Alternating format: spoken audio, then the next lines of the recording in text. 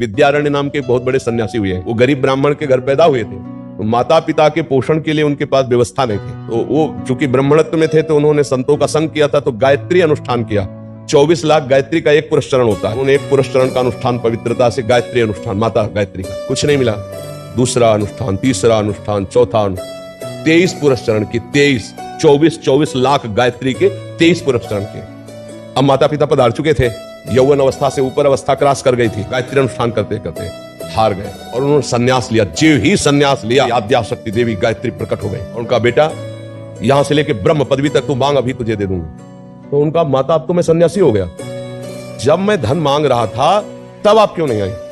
तो उनका, तुम्हारे 24 ऐसे महत पाप थे, 23 पुरस्चरण से वो सब नष्ट हो गए, एक और बचा था तो संन्यास ले लिया, उससे वो नष्ट हो गया। अब तुम देवराज इंद्र पद का, कुबेर का खजाना मांगो तो मैं दे दूंगी।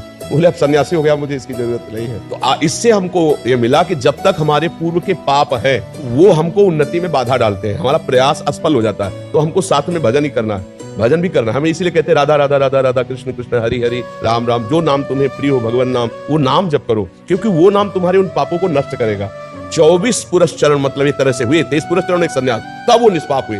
तो अपने लोगों के पास कितना होगा पाप? 4 माला जपे, काम नहीं बना तो अश्रद्धा हो गई। सोच, ऐसा नहीं होता। वो 4 माला फ्री नहीं जाएगा, वो 23 पुरस्चरण फ्री नहीं गए। 24वां संन्यास लेते ही माता जी साक्षात प्रकट हो गए, आप जो मांगो। तो उनका बहुत बड़े महापुरुष हुए हैं विद्यारण्य सन्यासी जी, उनके बड़े बड़े ग्रंथ हैं, बहुत उच्च कोटि के महापुरुष हुए। तो हमारी प्रार्थना है असफलता में हमको निराश नहीं होना।